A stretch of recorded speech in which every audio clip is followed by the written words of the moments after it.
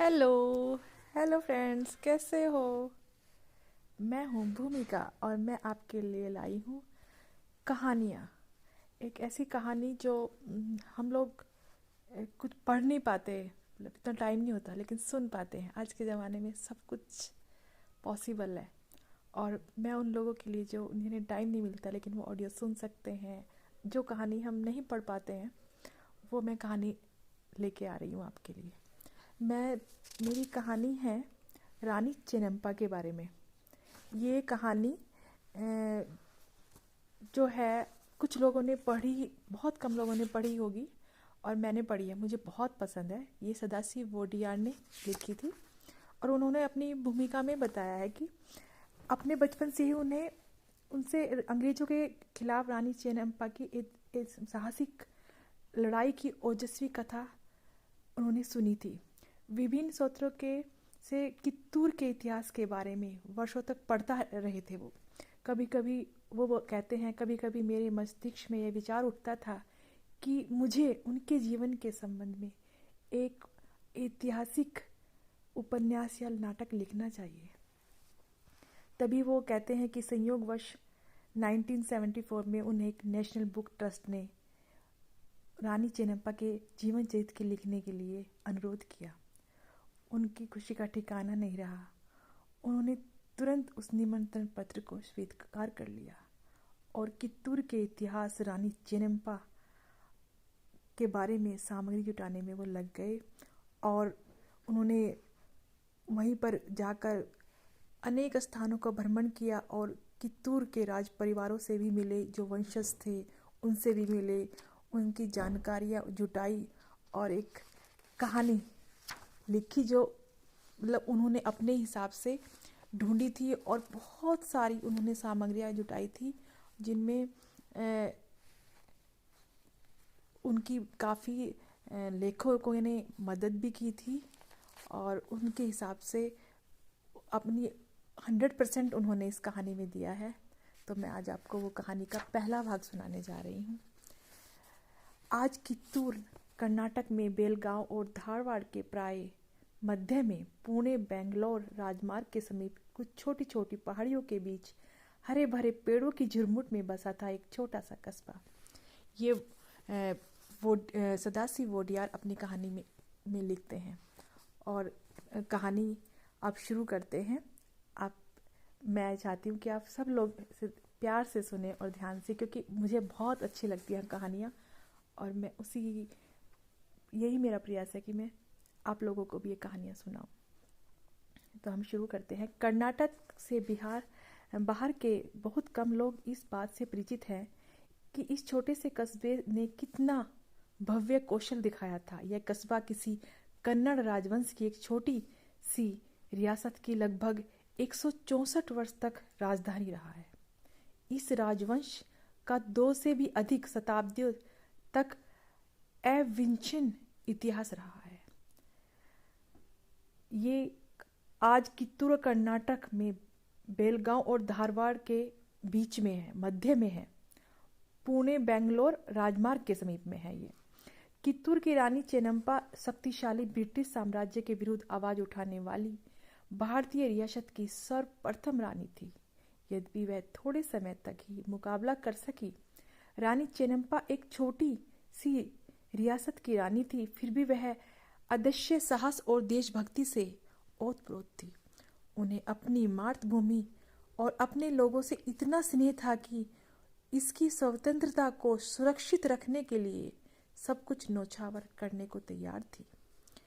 उनमें किसी भी प्रकार के संकट का मुकाबला करने की बौद्धिकता अक्षमता थी, चाहे वे राजनीतिक संकट हो या सामरिक नीति। वह शक्तिशाली ब्रिटिश सेना से लड़ी और घमासान युद्ध हुआ। एक बार तो ब्रिटिश सेना भयावह कत्लेआम को देखकर लड़खड़ा गई और पूर्ण रूपेण परास्त हो गई।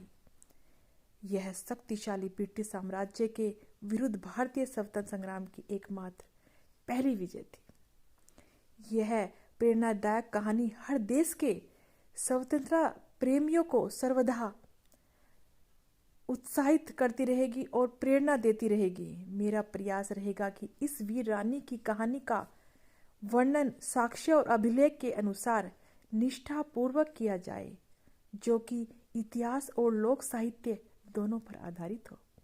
आशा है कि भावी संततियों कर्नाटक की इस सूरवीर रानी की सम्यक मान्यता देगी और अपनी श्रद्धा सुमन अर्पित करेगी। कित्तूर राजवंश का प्रारंभ 1585 में हुआ था। इसके संस्थापक मैसूर राज्य में सागर के हिलमल सेठी और चिक्कामल सेठी थे, जिन्हें यह क्षेत्र बीजापुर के आदिल शाह राजाओं के उपहार स्वरूप मिला था, जिनकी उन्होंने अनेक वर्षों तक बड़ी निष्ठा से सेवा की थी। दोनों भाई बड़े वीर लड़ाकू थे। आदिल शाही राजाओं ने हिलमेल सेठी को शमशेर जंग बहादुर की उपाधि से विभूषित किया था। अपने शौर्य और अपनी सेवाओं से प्रतिफल के रूप में उन्होंने सन 1585 में आदिल शाह शासकों से हुबली, जो धारवाड़ जिले में है, के निकट क्षेत्र में, जिसे उस समय हुबली परगना भी कहते थे, सरदेशमुखी का अनुदान प्राप्त किया। तत्पश्चात लेखक लिखते हैं, अब ये सब बेलगांव जिले में है। एक स्थान पर आकर बस गए थे, उसे अपनी राजधानी बना लिया था। उस समय कित्तूर क्षेत्र के अंतर्गत आने वाले भूभाग पर शासन किया था। राजा ने 1585 से और 1824 तक कुल मिलाकर 239 वर्ष शासन किया था। अब वो उनकी जो प्रारंभिक शासक थे उनके बारे में बता रहे हैं। अपने लंबे इतिहास के दौरान प्रारंभिक शासकों में सर्वाधिक उल्लेखनीय अल्प गौड़ सरदेसाई थे, जिन्होंने कित्तूर पर 1660 से 1691 तक शासन किया। वह कित्तूर राजवंश के 5वें शासक थे। उनके शासनकाल में ही राज परिवार 1682 में कित्तूर में बसा था, जिसे उस समय तक गिजगना हल्ली वीरवड़ गांव कहते थे। उनके शासनकाल के दौरान इस राज्य की सीमाएं बढ़ाकर संपा गांव और बींदी जिलों को भी उनमें मिला लिया था। वह एक बहादुर राजा थे। उन्होंने अपने देश गढ़ को बनाए रखने के लिए बीजापुर के राजाओं से लड़ाई लड़ी। कित्तूर किला, जिसके भगवान वंशज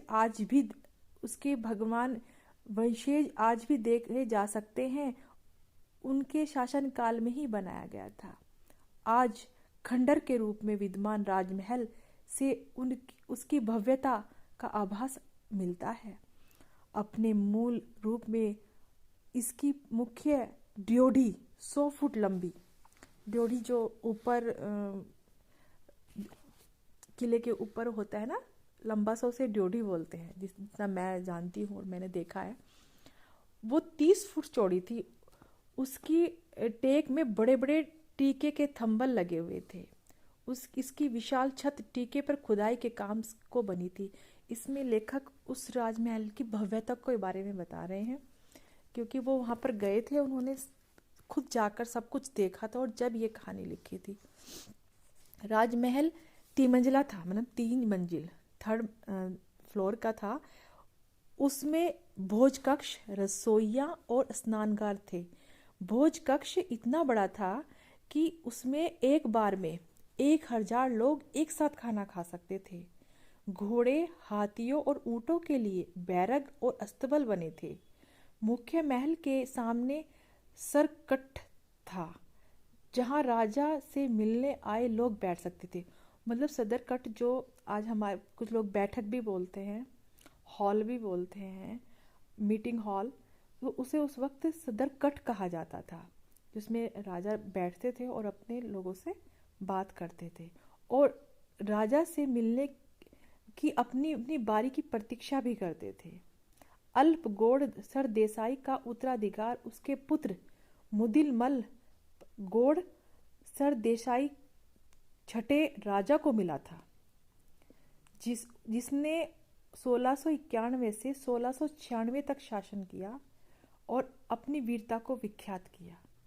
आदिल शाही राजाओं ने युद्ध भूमि में उसकी अभूतपूर्व सेवाओं के लिए उसे शमशेर जंग बहादुर, दिलावर खां बहादुर और दिलावर जंग की उपाधि प्रदान की थी। मतलब इतने वीर थे कि जो पहले वीर लोग होते थे उन्हें अच्छी अच्छी उपाधियों से नवाजा जाता था और प्रशंसा की जाती थी।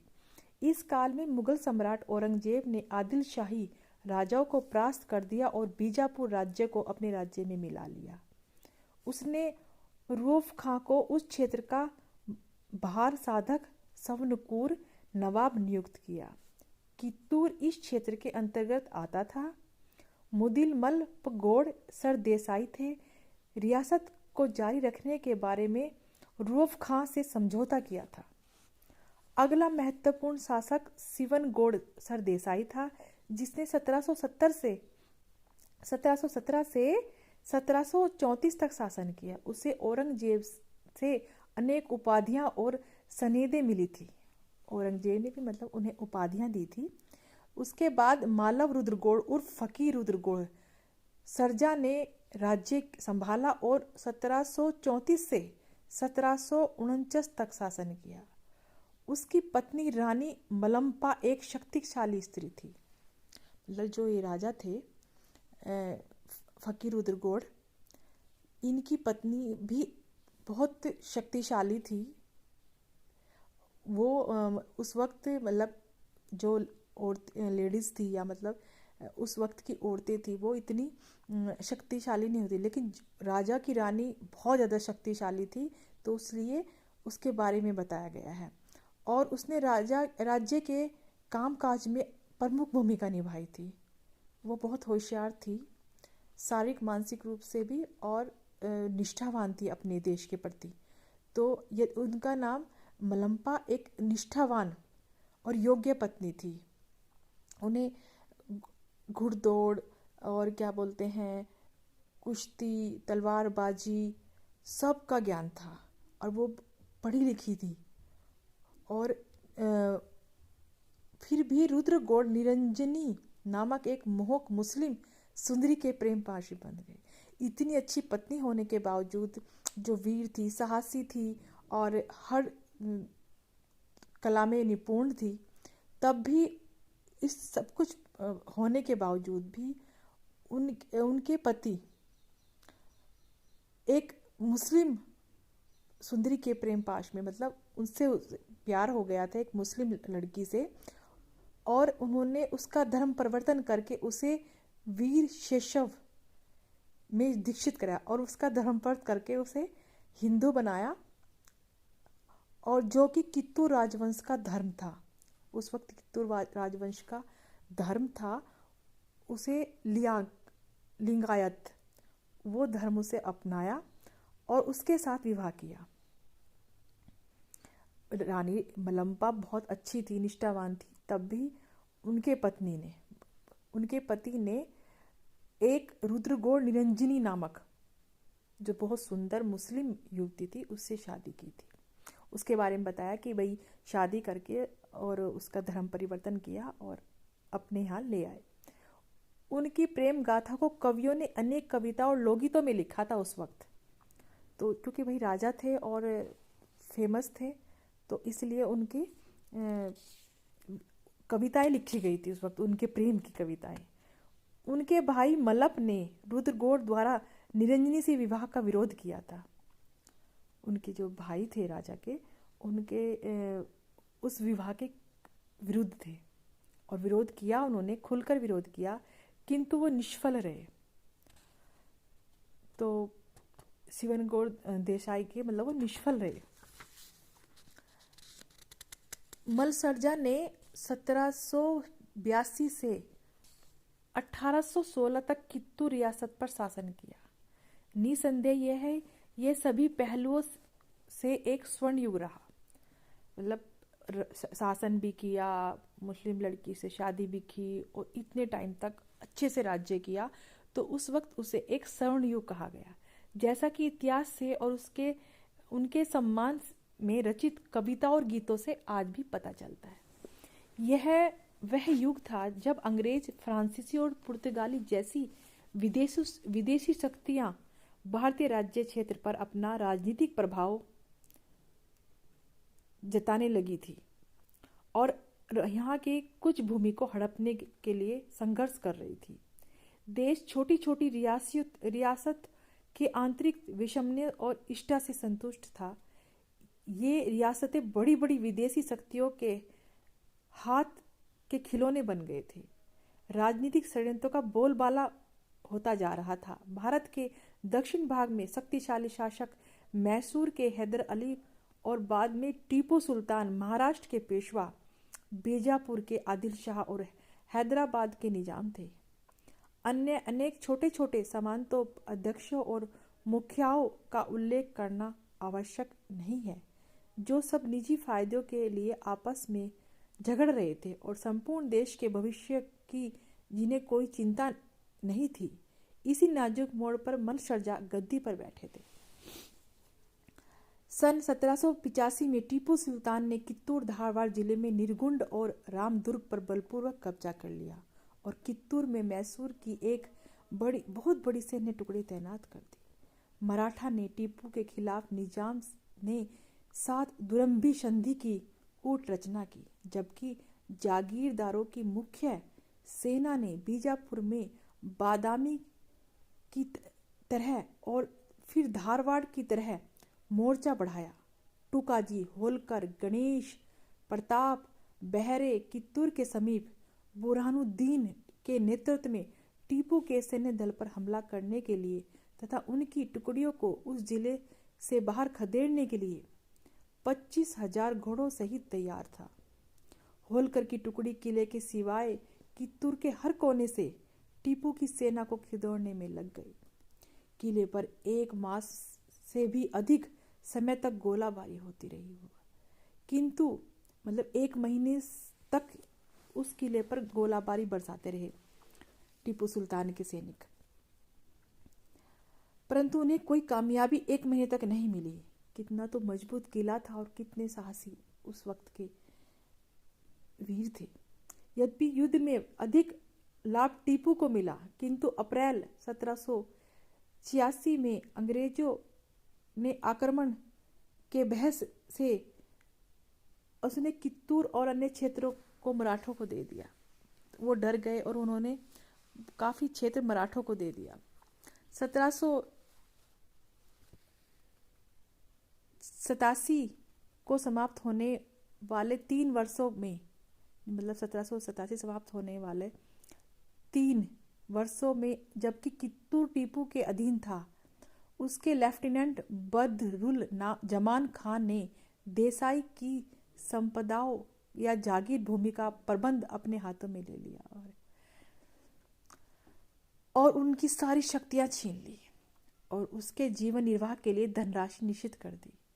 इतना उसको निस्सहाय कर दिया कि सब कुछ उसका छीन लिया और उसको जीवन यापन करने के लिए कुछ धनराशि देने की बात कही, बाकी सब कुछ उनका छीन लिया था मुसलमानों ने। बाद में फरवरी 1792 में की गई श्रीरंगपट्टनम की संधि के अनुसार मराठा सीमा रेखा बढ़ाकर तुंगभद्र और पारसगढ़ तक कर दी गई और कित्तूर देसाई की भू संपदा, जिसे टीपू सुल्तान ने ले लिया था, पुनः मराठा देश का अंग बन गई। ये जिले परशुराम भाऊ को सौंप दिए गए, जिसे पिछले युद्ध में उससे अधिक संख्या में सेना तैयार करने के लिए बाध्य किया गया था, जितनी के लिए पटवर्धन को सैनिक अनुदान या सरंजाम दिया गया था। उसने एक मामलतदार को कित्तूर का भार साधक बना दिया और देसाई को अधीनस्थ रख दिया। जून 1800 के अंत में एक बहुत बड़ा मराठा चोर बाजार फ्री बूटर धोंदू बाग कित्तूर देश में आ गया। कोई फ्री बुटूर नाम रखा गया, लेकिन एक मराठा चोर आया हमारे देश में। 30 जून 1800 को उसने मराठा जनरल धोंदू पंत खोखले को कित्तूर के निकट चकमा दे दिया और उसके बाजू के रक्षक दल पर हमला कर दिया तथा संपूर्ण सेना को लड़ने को बाध्य कर दिया। खोखले मारा गया और धोंधू बाग ने 1791 में पराजय कर दी। कहीं प्रतिज्ञा पूरी करने के लिए गोखले के दिल के खून से अपनी मूंछ रंगी। धोंधू तक कित्तूर देश में रहा जब तक कि जनरल वेजजली ने धारवाड़ पहुंचकर उसे खदेड़ नहीं दिया।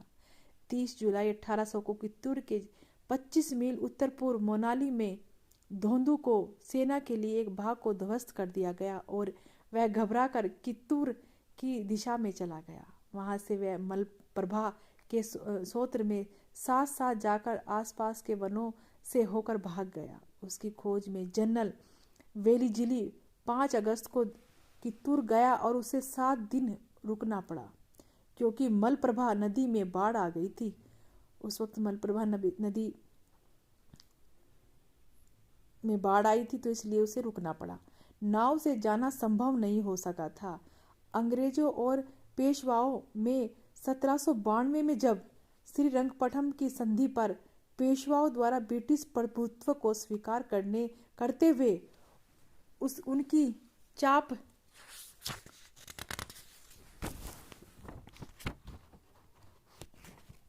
लूसी करते हुए हस्ताक्षर किए गए, वो सब अंग्रेजों के अधीन हो गए। लगभग 25 वर्ष तक मैत्रीपूर्ण संबंध का दिखावा करते रहे। कित्तूर देसाई को भी पेशवाओं के अनुरूप अपना आचरण करना पड़ा और अंग्रेजों के प्रति वफादारी और समर्थन का आचरण करना पड़ा। सन 1802 में जब जनरल वेजली बाजीराव पेशवा को पुनः स्थापित करने के लिए श्रीरंगपट्टनम में पुणे जा रहा था तो उसे क्षेत्र के अनेक सत्ताधारियों ने ब्रिटिश सेना की मदद की। दूसरों के साथ कित्तूर के देसाई ने अंग्रेजों की ओर से लड़ने के लिए 100 घोड़े 100 पैदल जवान दिए।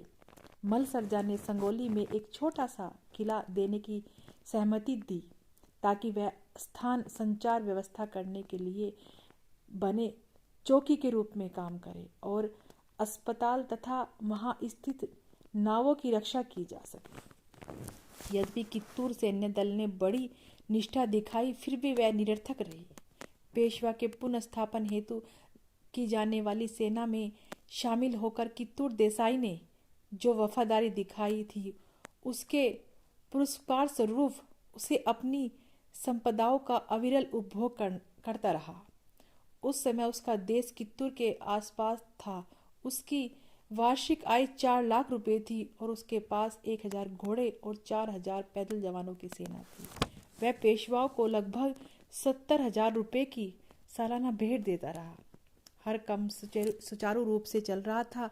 कित्तूर रियासत को अपनी आंतरिक मामलों में और प्रशासन में पूर्ण स्वायत्तता प्राप्त की। कित्तूर की समृद्धि और शक्ति से भयभीत होकर 1804 में पेशवाओं ने विलंजली के सामने प्रस्ताव रखा कि कित्तूर के राजा को गद्दी से उतार दिया जाए और संपदा ले ली जाए। विलंजली ने अपने प्रस्ताव को ठुकरा दिया। पेशवाओं के प्रस्ताव को अस्वीकार करने के कारण जो विलंजली ने बताए थे वे 7 मई 1804 को लिखे गए। एक पत्र में उसके अपने शब्दों में वर्णित है। इस पत्र से कित्तूर के लोगों की प्रकृति और आचरण पर पर्याप्त प्रकाश पड़ता है। निवेदन है कि ऐसी अत्यंत प्रकट आवश्यकता की स्थिति में सिवाय जिसमें सरकार की प्रस्थ सेना को लगाया जा सकता है उसका कित्तूर के राजा से विरोध करना उचित नहीं है। व्यानंद, कुर्ग, वल्लम, बेदूर और सुंडा की तरह कित्तूर भी पश्चिमी घाटों की श्रेणी में पूर्व की तरह और उसके एकदम समीप बसा हुआ है। उसकी भांति यह भी सेना के लिए दुर्गम है। उसके वासी भी वैसे ही मूल वंश और इस पर युद्ध करने से संभवतः वही हानियां और विनाश होंगे। यह देश कंपनी की सीमा रेखा को एरिशिक स्थल पर बसा हुआ है। हुल्ली हल्ली के किले से गैरसी नहीं है क्योंकि गोवा में सेना पूरी करने के लिए वहां से टुकड़ी को वापस बुलाने के लिए बाध्य हो गया था। ये एक पत्र में लिखा हुआ था। इस किले पर कब्जा रखकर कित्तूर के राजा को सुरक्षित संचार व्यवस्था और कनार तथा बिदनूर में प्रवेश सुलभ होगा। ये दोनों प्रांत पूर्ण आरक्षित और पूर्ववर्ती हैं, जिनके साधनों के आधार पर बम्बई और पूना सेना निर्वाह के लिए पूर्णतः निर्भर हैं। इन तथ्यों का आधार चाहे कितना ठोस हो, पर यह अज्ञात और कित्तूर के राजा को उसके देश के शासन से वंचित करने का प्रयत्न न करने की आवश्यकता का स्पष्ट संकेत मिलता है। जब तक कि लक्ष्य सुनिश्चित करने और हमें क्रोध करने के तरीकों से जो उसकी शक्ति में है बचने के लिए पर्याप्त साधन सुलभ न हो। बहरहाल 1809 में मलसरजान ने एक समझौता किया, जिसके द्वारा उसने पेशवाओं को 1,75,000 रुपये का वार्षिक नजराना देने का वचन किया। इस समझौते के अनुसार देसाई अपनी संपदा रख सके और सेना आदि रखने के लिए कुछ अनुदान भी पाता रहे। उन्हें प्रताप राव की उपाधि से भी विभूषित किया गया था। उस उपाधि के प्रदान करने के उपलक्ष्य में उत्सव मनाने के लिए देसाई ने नंदगढ़ के समीप एक किला बनवाया, जो प्रतापगढ़ के नाम से प्रसिद्ध है आज भी। कित्तूर देसाइयों द्वारा पेशवाओं की सहायता और निष्ठा के बावजूद पेशवा कित्तूर राजवंश के प्रति सहानुभूति नहीं रखते थे। मलसरजा जैसे राजा से ठीक ढंग से व्यवहार नहीं किया गया था।